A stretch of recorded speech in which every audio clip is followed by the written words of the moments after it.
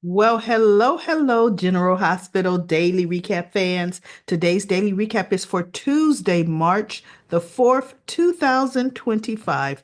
Tuesday, March 4th. Well, I tell you, not too much happened today. Yeah. But let's get into it. Okay, let me get my pictures on. Hey, before I get into that, see, you know how Cody always gets Gio to do a lot of his work for him. Sometimes he pays him, sometimes he doesn't. He gives Geo some pocket change. But look, that's the only place Geo's getting pocket change from because Geo's not working. What Geo should do, excuse me, y'all, what Geo should do is get a job at Bobby's. That's what Geo should do. But okay, I'm just saying. Anyway, when Geo walked in the door, Dante and well, he was already in the room with Cody. Dante walks in the little stable or tack house, whatever you want to call it. I'm sorry, y'all. Gio looks like Cody. They look like they were father and son. When Dante walked in, I said, I see Cody as the dad, not Dante. Even though we know this is a soap opera, they really wouldn't be related anyway. But I'm just saying that's what struck me. Um, okay, so let me start with little Miss Lulu. Little Miss Lulu was on her way getting ready to go into Laura's house. She was talking to Spinelli on the phone, and Spinelli was saying that it was like a big bus, and she says, "No, no, we learned some valuable information." And she says, "And I will talk to you later." So she goes into the house, and there's Martin sitting on the couch with Laura. And they invited her to join them. And she says, "No, no, I am going to meet Maxie. I just came home to get a bigger coat because it's cold. So I really can't stay, but next time I will join you all." And so Martin stops her and he says, "Lulu, look, I have to say this. I am so sorry for what my brother Cyrus tried to do to you." And she looked at him. She says, "I don't blame you for your brother's actions." And he looked at her and he felt a little relieved, right? And so Laura felt relieved too, like, okay, good. She's not holding that against Martin because Laura likes Martin. So Lulu leaves. Next thing we know, we see somebody walking around the corner with a stack of four huge towels covering her face. And then when she lowers it down, it's Lulu. So she's stolen a housekeeping uniform that had a master key in it, which, okay, Carly, security, talk to your housekeepers. For one, why are uniforms laying around? For two, with master keys in them, those master keys should be checked in after every shift and signed for. But you know what? That's a whole nother security issue. So as she's putting the key in the door, Maxie's like, "Lulu, what are you doing?" And then she's like, "Whose room are you going into? Did you meet somebody? Is this role play?" And Lulu's like, "You think this would be a fantasy of mine?" That was kind of funny. And she goes, "It's my Uncle Martin's room. I've got to find some information on Charlotte. It's in there." And Maxie's like, "Oh, what?" She goes, "Oh my God. Okay, how can I help you?" And she goes, "You're my lookout." And Lulu pushes the key and goes in and closes the door. And Maxie's like, "Wait, what?" Right? So now Lulu is looking around. She don't have a clue, which of course she wouldn't have a clue where to look. She's taking her sweet time. So she finally finds Martin's briefcase, big old briefcase. And she's opened it up on Martin's bed. And then Maxie's like, "Lulu, you're taking too long in there." And Lulu was just pulling out papers. Martin had a whole bunch of papers shoved in this briefcase. Now, my whole thing is the briefcase had combination lock on it. Why Martin didn't have the combination lock locked, I don't know. Because Lulu never would have been able to figure out the combination. Hello? I do know when I'm in a hotel room, I make sure the combination is locked on my suitcases. Seriously. If it has a safe, I do change the combination to what I want it to be, you know. And if I'm leaving something in it, and that's a big if, because usually anything valuable of mine is in my little body wallet that I have. I have one of those, y'all. My passport, all that, all me. You're not getting that. So anyway, she somehow the suitcase is now not on the bed where she opened it. It's not on the table, like the little, what do you call that, footrest, or I forget what that thing's called, what the towels are on in that picture. It tips over and everything in that briefcase falls out. And Lulu's like, oh, oh no. But see, that's Lulu. Miss, I know how to find out things on my own. Miss, I know how to be a detective. I know how to find things. Had Maxie not busted her, and that could have been anybody busting her, had Maxie not agreed to stand outside that door, Martin would have walked in on Lulu because that's how not good she is, right? So Martin comes around the corner and he goes, Maxie? Because Maxie was kind of leaning towards the door because she was just saying, Lulu, come out. And Martin says, Maxie, what are you doing? And she turned around and she goes, oh, she was actually talking like she was a little tipsy, saying, I need to talk to you because ever since you and Lucy broke up, things have not been the same at deception, you know. And he's looking at her and she goes, so let's go to my office and talk about it. And she puts her arm under his and she's trying to lead him away, right? Now Lulu's putting stuff back into his briefcase, but she's trying to skim everything. Realistically, she wouldn't even have time to skim everything and put it back. But guess what Lulu happens upon? The scratch pad.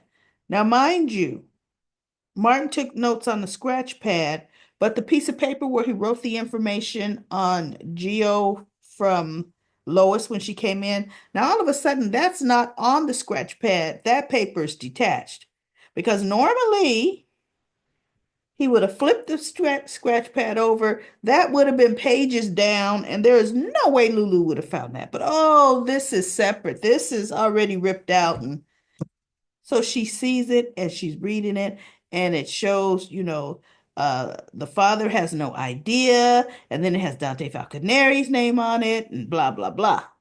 Right? So now this is how Lulu finds out that Brooklyn had Dante's baby. And Brooklyn is gonna go, I mean, Lulu is gonna go straight to Brooklyn. I saw a scene where she's saying, if you don't tell him, I will. Of course you will. Of course you would.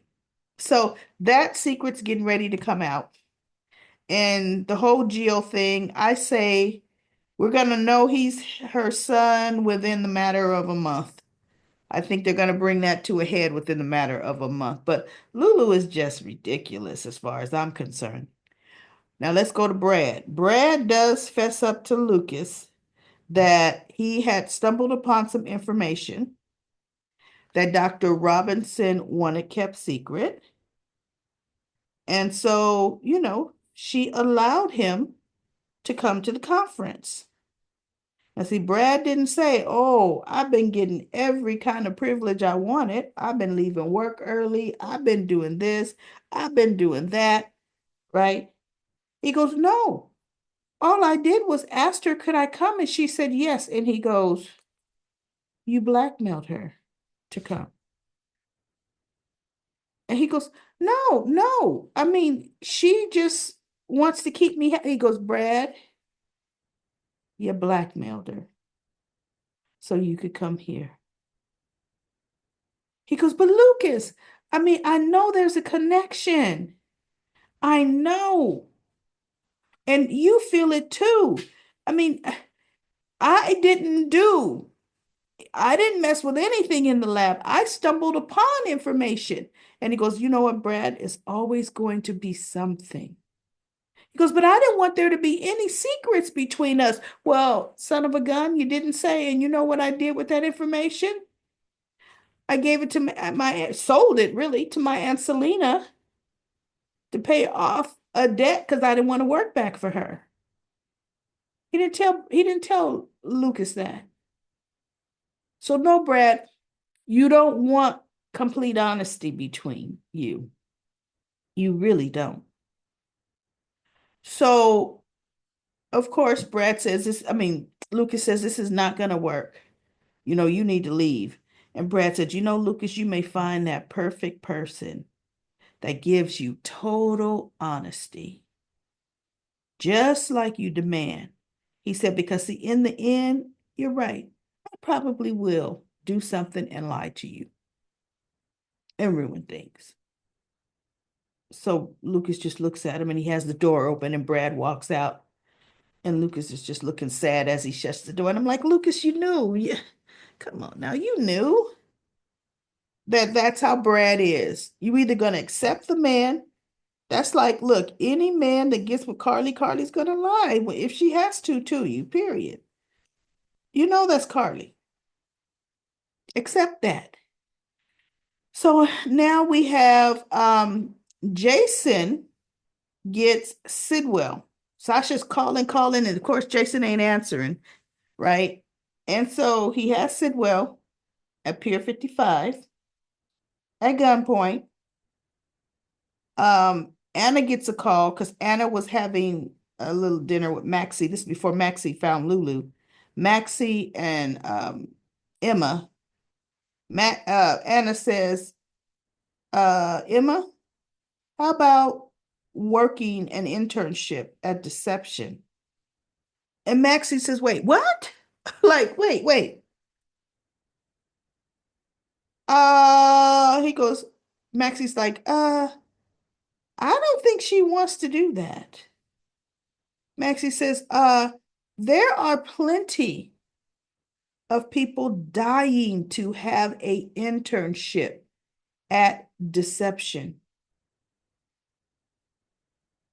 Emma don't look like she's dying for it. I mean, do you even know she wants it? And Emma said, I don't even know I want it. And Max is like, exactly. Anna said, Emma, think about it. You can learn a lot there. You can get some great experience. And I'm like, Deception is just the dumping ground for people that should not be there. Lulu, Emma, no. As it is, Lucy shouldn't be there. So no, we're not going to just anybody's reject gets to work at Deception. If that were the case, Sasha needs to come back. She at least knows the business inside and out, right?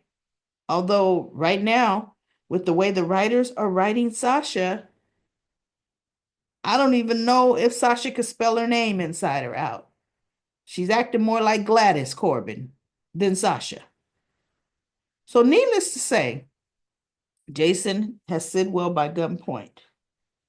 And Sidwell says, look, I have no ill will towards Miss Corbin. I was there to make sure she understood. I mean her no harm. And Jason says, oh, really? Because what's your agenda here? He goes, Sidwell says, what happened in Africa was a different circumstance. You and Anna Devane infiltrated my operation under false pretenses. So I acted accordingly. He says, and Jason said, what about Lucky Spencer? He goes, again, Lucky Spencer infiltrated my operation, because remember, Lucky was looking for Isaiah, right?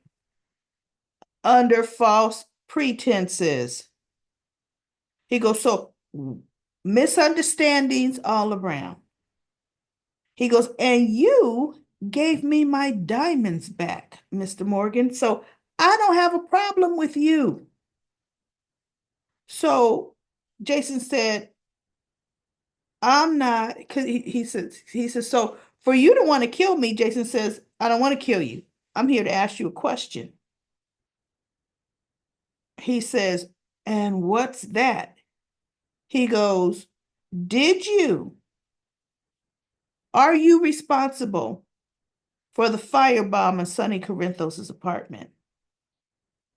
And Sidwell looked at him. He goes, no, I'm here to set up legitimate business, which, that's a doggone lie, right? All of them have legitimate fronts, illegal backs, Sonny included. Isn't it funny though? We just don't know what Sonny does.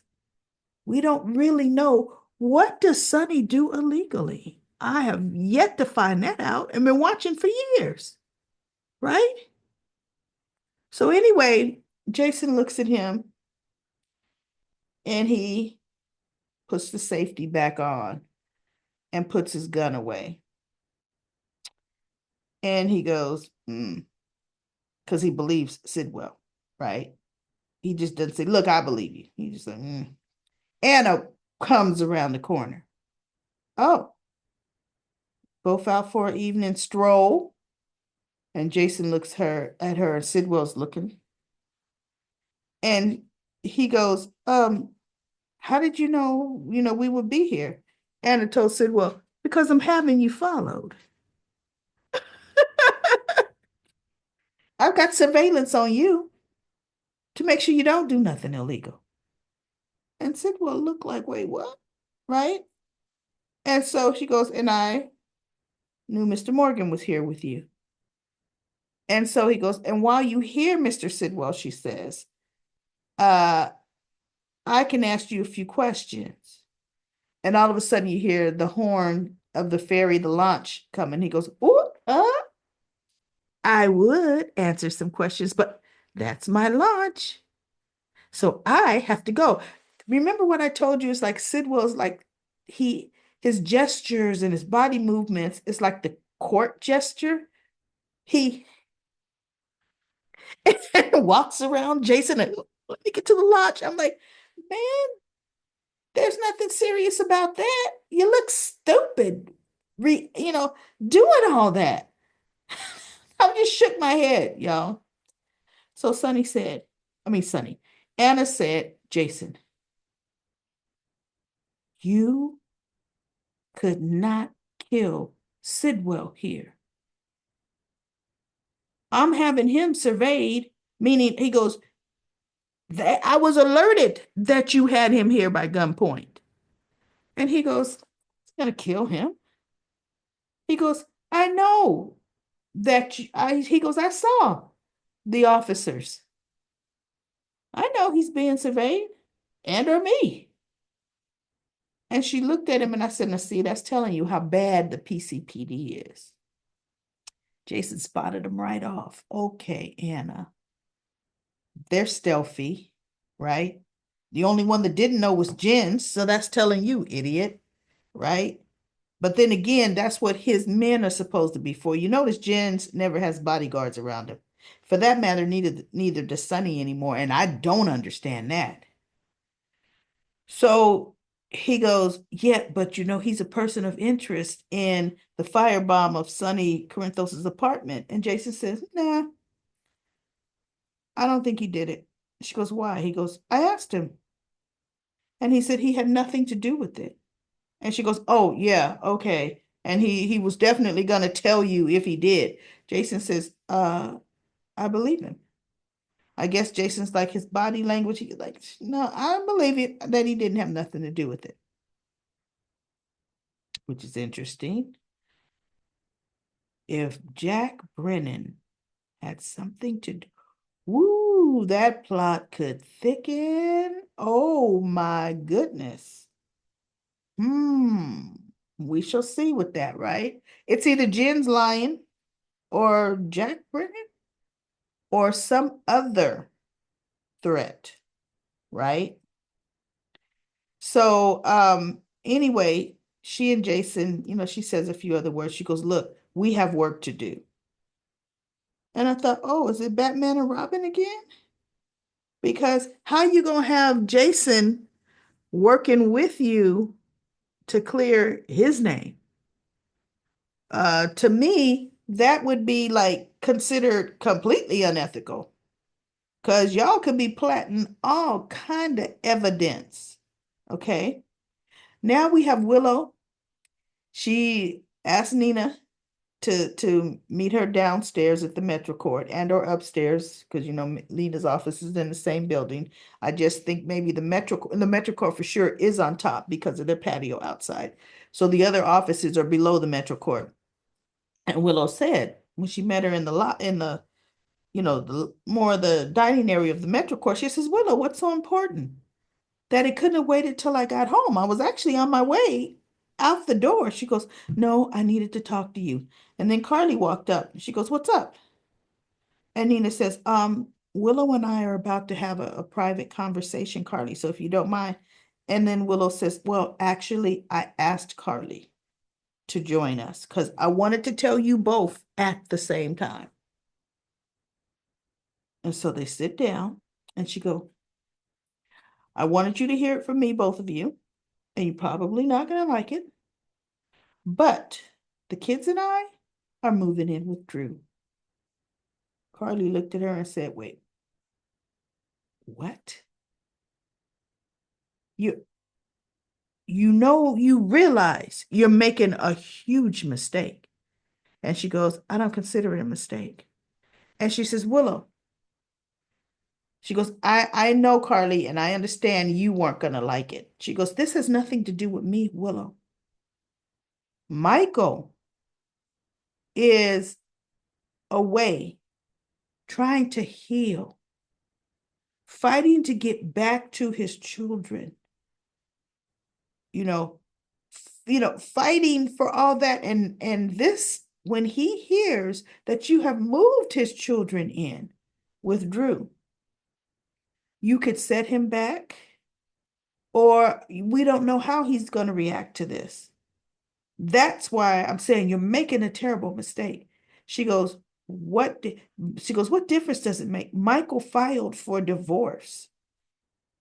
Did what, Carly? Did you think we were going to get back together again? She says, "I don't know, Willow. You and Michael haven't talked. So I don't know what you and Michael would or would not do." So Willow says, she goes, "But at least give the decency. You are not divorced yet. You're just separated. To wait. That's all I'm saying. What's the harm in waiting?" "Well, we don't want to wait. I don't see the harm in it, whether I move in with Drew now or I move in with Drew 6 months from now. The reaction would still be the same for Michael." And I'm thinking, "Oh, okay, Willow. Okay, you got this." And Carly says, and she told her, "You're making a big mistake." And I expected, but Carly then went Carly on her. But she didn't yell at her. And Nina goes, "Well, actually, Carly, Willow has the right to make her own decisions." And Carly looked at Nina. She goes, "And Willow would not do anything that puts her children in jeopardy, Carly. So, I mean, we have to accept this." And Carly looked at, "I don't have to accept nothing," right? And so Willow stands up because Carly says something else, another dig at her. She goes, "You know what? I don't have to stay here and take this. I gave you the courtesy of hearing it from me. That's all. And I'm leaving." So Willow turns and she leaves. Carly looks at Nina, and Nina looked at Carly. And Nina says, You went a little rough on Willow, don't you think?" And Carly said, No." She says, "And if I wouldn't have had a heads up as to what Willow wanted to talk to if Nina told Carly, right? Probably because she either heard Willow talking to Drew or, she knew what Willow was going to say to her. So she had already prepared Carly. Carly said, had I been blindsided by this news? Oh, my reaction would have been much worse. Right? And so Nina just looked at her. Oh, yeah, okay. She goes, but one thing's for sure. No matter how we do it, Carly tells Nina, Drew is the problem here. And we have to get rid of Drew no matter what. And Nina looked at her and she goes, agreed. She goes, so you can keep on playing. She says, and I have to stomach pretending to accept these decisions. And Carly says, well, but that's what you have to do right now. But we're going to find a way to get rid of Drew. So they're working together. And I'm telling you, it's going to be the safe. Because one of the things Drew's going to put in that safe is the information that he's blackmailing Porsha with. Because you don't need that stuff laying around, right? So Drew goes, okay, Laura calls Curtis.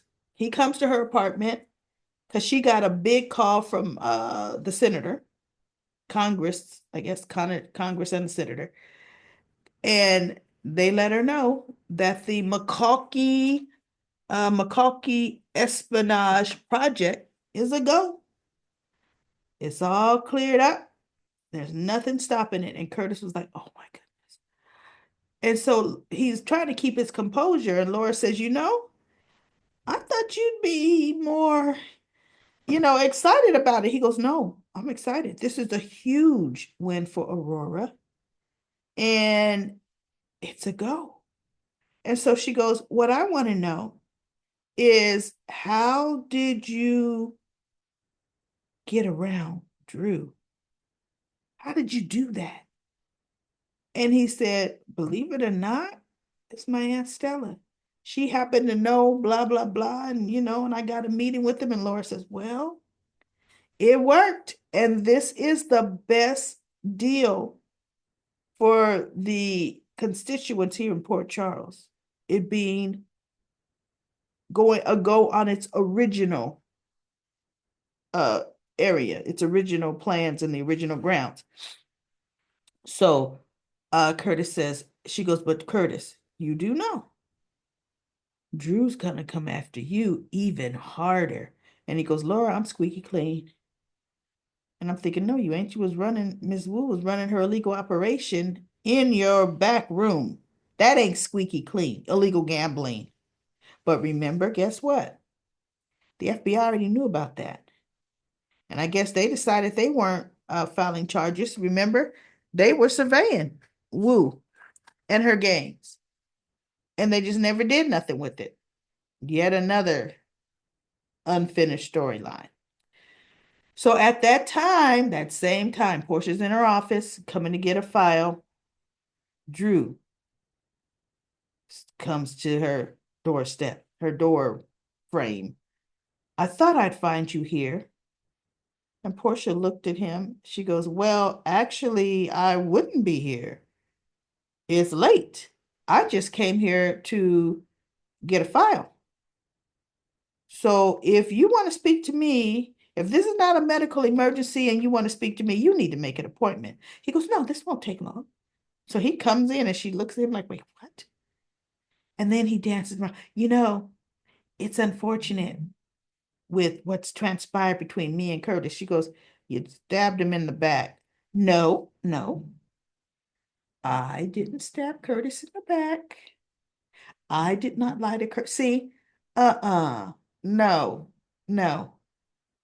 Just like you didn't stalk Willow and take her and set out to take her from Michael, Drew.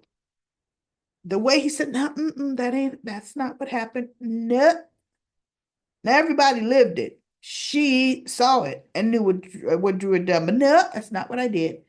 So he goes, you are the perfect person to help bridge this gap between me and Curtis.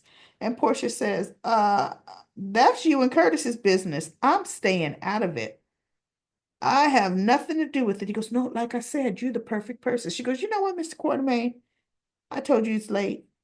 I'm leaving. So she's walking to the door. Drew steps in front of her.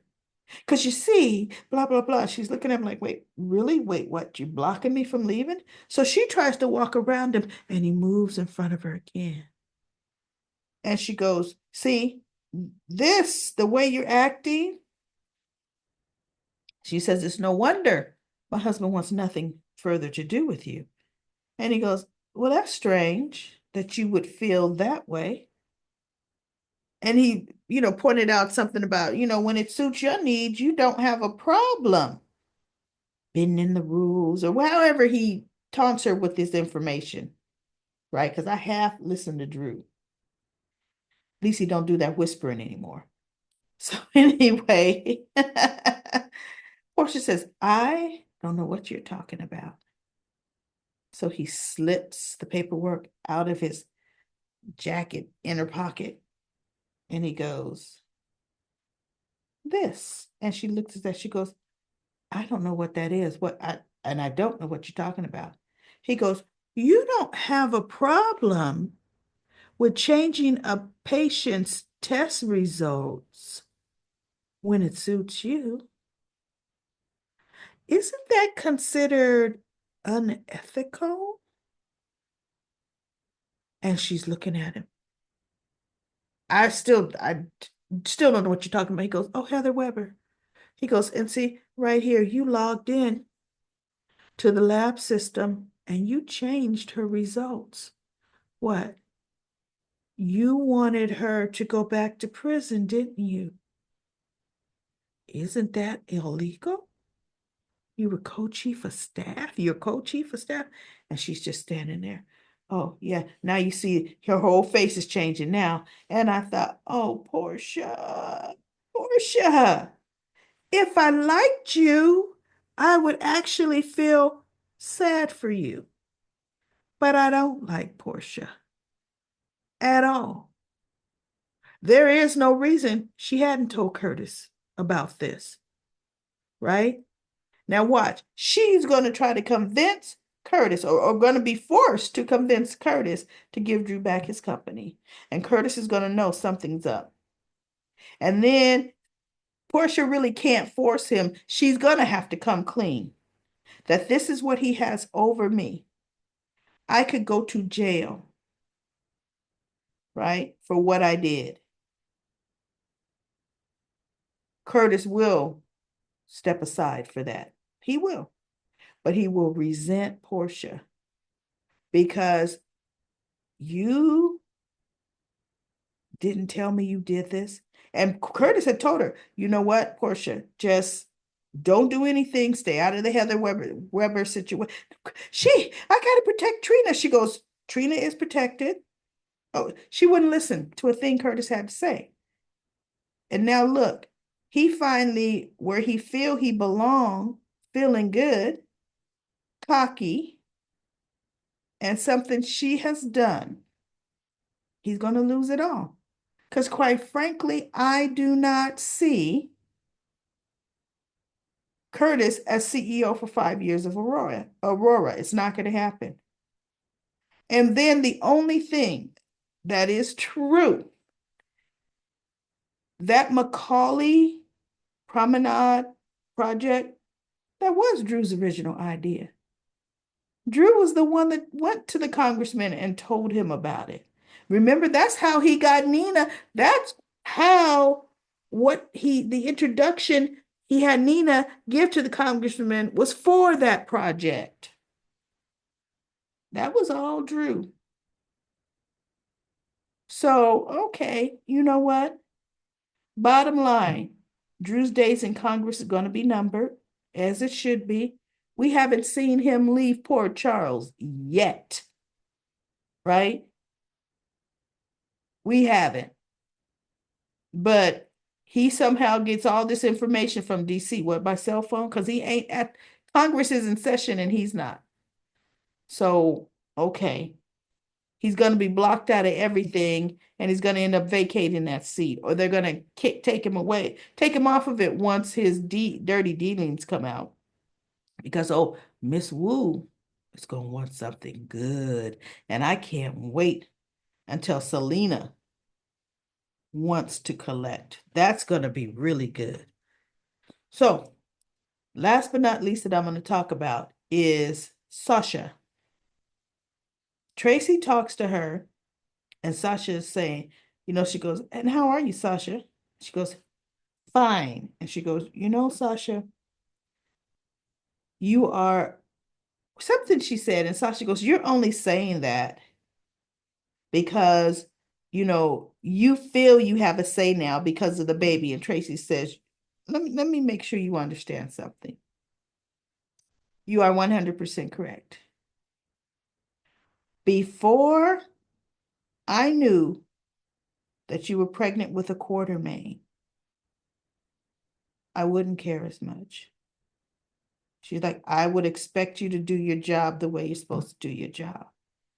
She goes, but now that we all know it's a Quartermain, that baby is family.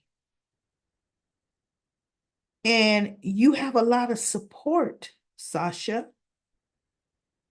We have a vested interest in your child, which is a part of our family, right? So she says, look, I'm going to tell you something. I'm going to, let me talk to you. She says, growing up, I had a hard time, when I was dating, because men came after me for my money.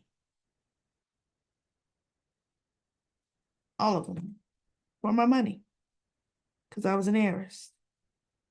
She said, I had to accept my role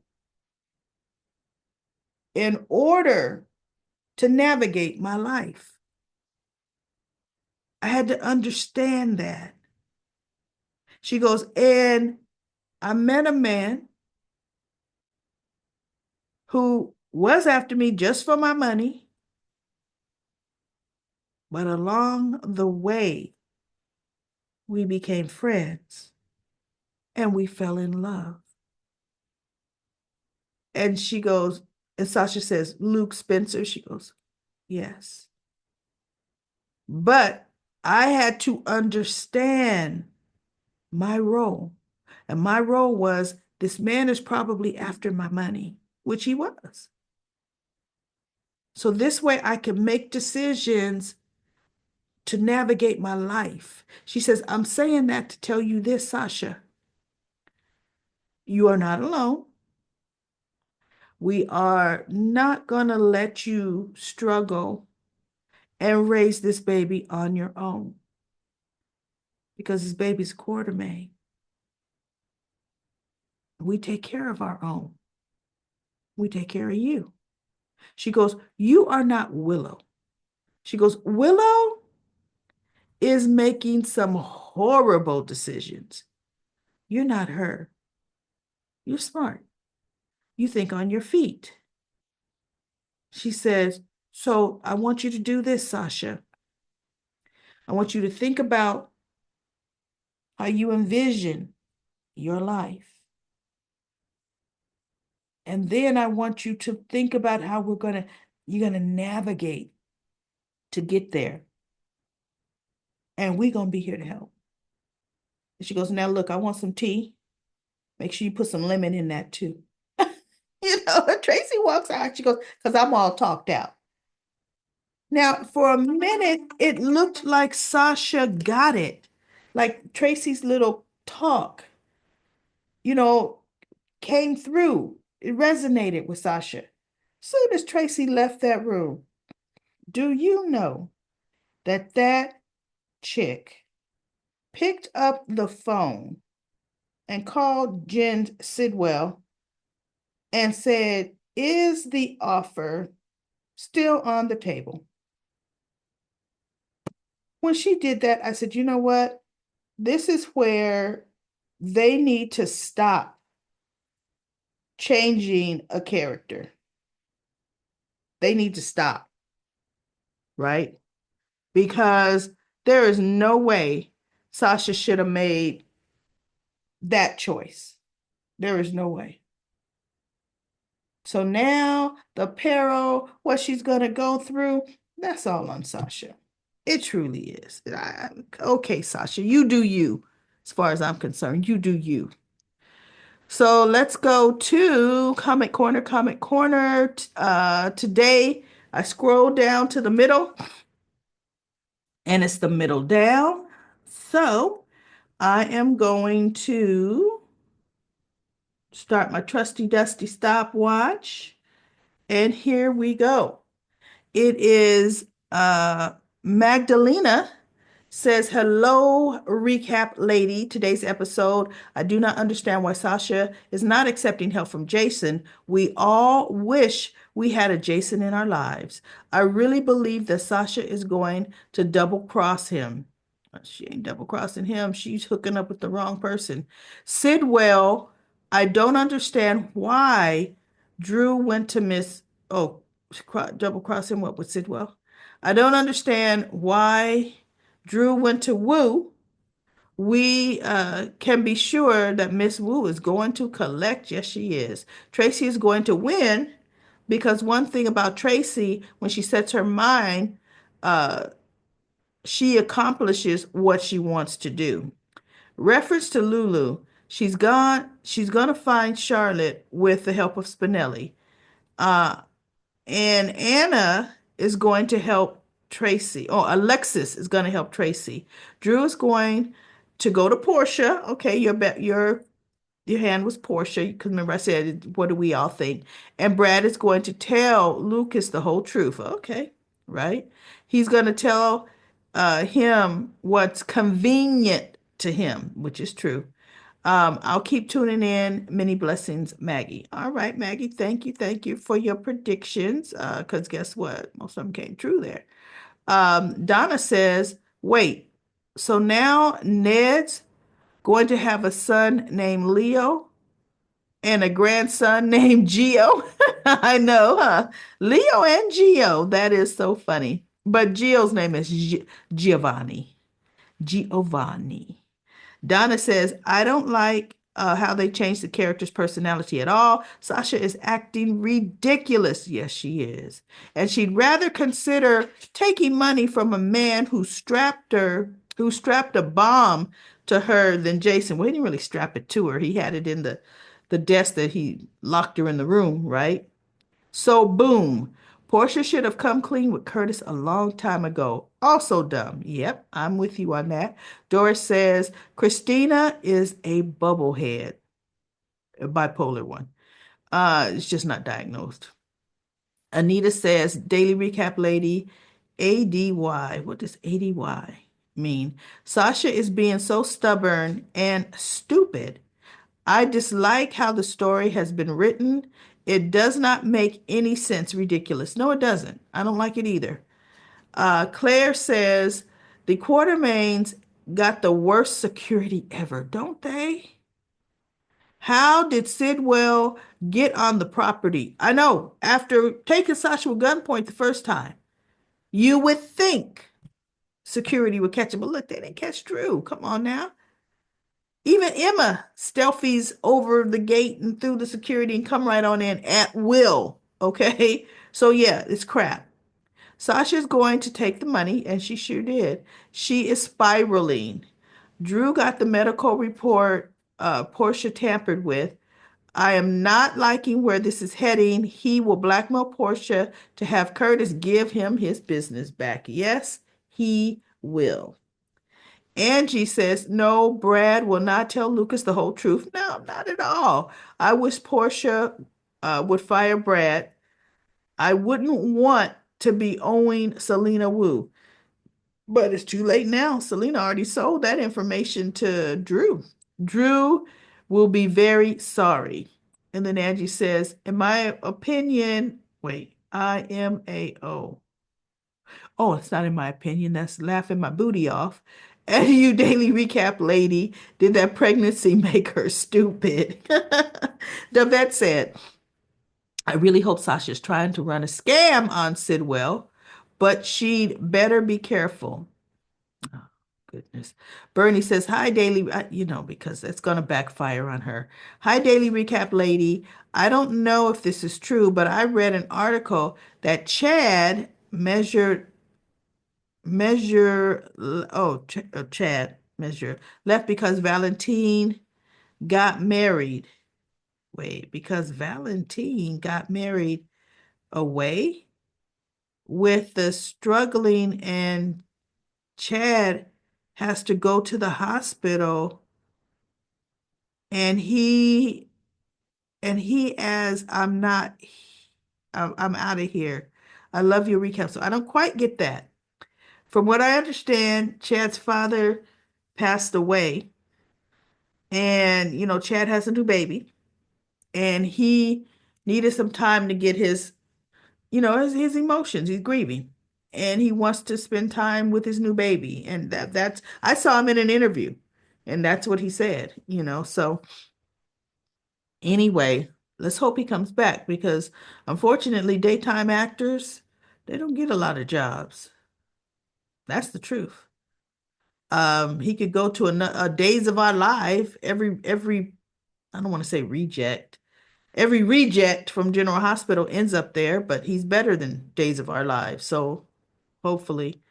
Anyway, Patricia says, uh didn't Lucy reset the security alarm? Now it will go off if Lulu and Spinelli try to get in. Have Sasha should have yelled for Jason as soon as she saw Sidwell. I know. Jason had just left. How does anyone get onto that property? And then Pamela says, I was yelling at the TV when it appeared that she would take Sidwell's money. I hope Jason can talk some sense into her. No, she's going to take it behind his back, right? Sly says Lulu and Spinelli are going to break into Martin's hotel room. Nope, that was Lulu all on her own. And find his note on BOQ, Dante, and G. And guess what? She sure did find that note. She definitely did. Although, I mean, I saw the scenes where she was yelling at Brooklyn, so we knew she found the information some kind of way, right? Cynthia said Sasha should have left when her mom and dad. Wait, left with what? With her mom and dad? She should not have stayed there. Yeah, I know. Why'd she stay? Selvina says Sasha keep rejecting Jason's help, but it seems like she's willing to accept Sidwell's. They're turning Sasha into somebody else whom I do not recognize. I know, and I don't like it. I'm with all of you. I do not like that. That makes no sense that they're doing that with that character. Anyway, everybody, that's it for Comic Corner. Comic Corner. Thank you so much for your comments. We could tell February sweeps are over, right? Things have kind of slowed back down a bit, but let's keep up the conversation. Let's keep talking to each other about General Hospital, because it is still my favorite soap that I've been watching for years, but there's another one that's starting to creep right on up. We shall see, right? We shall see.